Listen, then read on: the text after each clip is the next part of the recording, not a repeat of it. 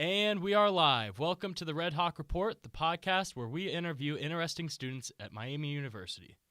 This week we have Dillon Langley. Dillon, how's it going? Good, man. Happy to be here. Finals week's kicking in. Glad you're here. Yeah, it's a battle. I know Yeah. everyone at Miami's struggling right now. But so Dillon, I came across your creative manifesto. Tell me about that. It sounds really interesting. What is it? What's the purpose of it? Help me understand this thing. Yeah, so a creative manifesto is basically just a statement of your values and your beliefs about your creative and professional self. It's kind of a set of guidelines to live by and to remind you of the things that are important so you can be successful in the future. Okay, awesome. So do you want to walk through it a little bit? Yeah. Number one on your manifesto says know your why. Yeah, so know your why is actually something I picked up from my high school weightlifting coach. And he always told us, know your why, know the deeper meaning behind what you're doing. I think it's easy to get caught up in the smaller components of a complex process and kind of forget what the whole purpose behind the entire thing is. And this is kind of just a reminder to keep your eyes set on the bigger goal, the bigger purpose in mind, and don't get hung up on the little things because you don't want to sacrifice all that for, Okay, yeah. Number two says seek your vision. Yeah. So as a creative person, I think daydreaming is really important. I think playing around with ideas and thoughts and situations in your head is useful because you can create a vision for what you want.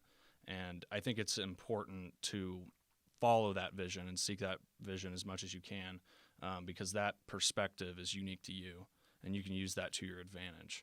So everything I do, I try to create a vision in my head and try to recreate that vision in real life. All right.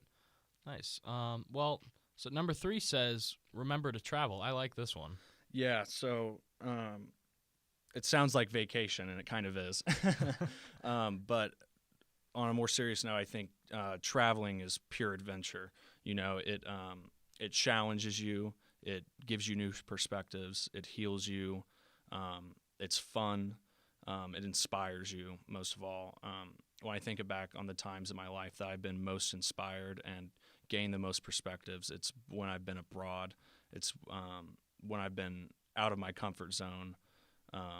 And I think traveling helps you gain fresh ideas on what you're working on.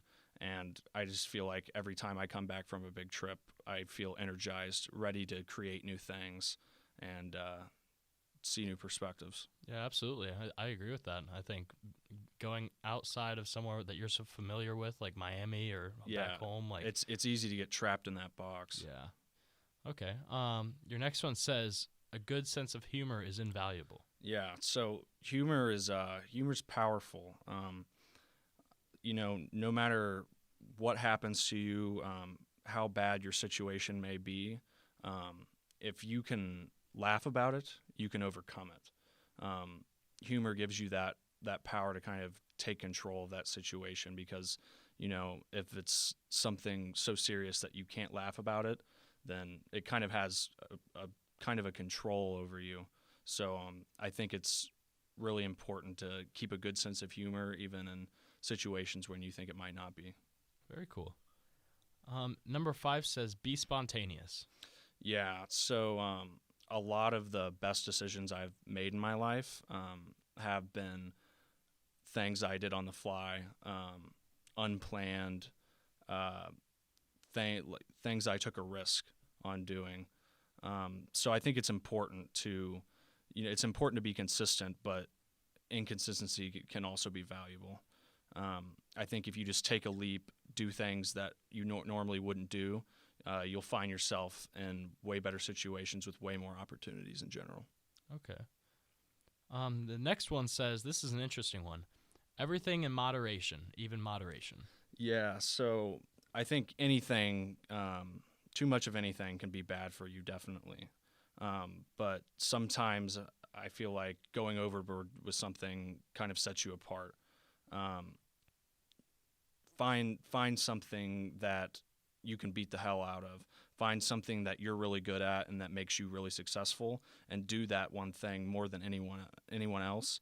That will make you more successful than them. Cool. Whatever that may be. Yeah. This next one says, if you want something done right, do it yourself. What do you mean by that? Yeah, so this is something that my dad has told me since I was a little kid. No one has the same standards as you. If you want something done to your high standards, if you want something done perfectly, if you want something done right the first time, you're going to have to do it yourself, because no one can live up to your expectations, your standards. Okay. The next one is question everything. Yeah, so I think it's really important to question authority, question the norm, question the rules, because when you enter a really complex situation and you go into that with a lot of assumptions, those assumptions are going to limit you. It's important to recognize those assumptions and question them, even if it turns out those assumptions were right. It's better not to limit yourself off the bat. It's better to explore every single road, even roads that you don't think are worth going down. Yeah, absolutely. This next one says find your own way. Sounds like a Fleetwood Mac song. Yeah. Find your own way is kind of a reflection of me. I feel like my whole life I've had to do things the unconventional way, the road that nobody else takes. So, like, for example, when I came to Miami, I went into the engineering school, and it took me a while to realize that you don't need an engineering degree to engineer something, and you don't need to be an entrepreneur, or you don't need an entrepreneurship degree to be an entrepreneur. So I wasn't happy in the engineering school, and I decided to kind of find my own route. So I joined the Western program, which is a really awesome program here at Miami that allows students to create their own curriculum and basically find their own path, which I think could be really, really useful. Very cool. Yeah, I respect that. Number 10, the last one, says break the rules.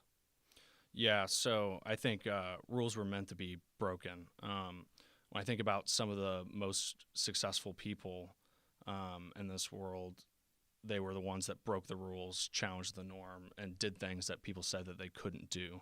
And I think in order to change the game in whatever you're doing, you have to change the rules. So I think it's really important it kind of goes back to questioning authority, question those rules and see if you can break them to get what you want. Yeah, absolutely. Well, that sounds very interesting. What do you plan to do with this?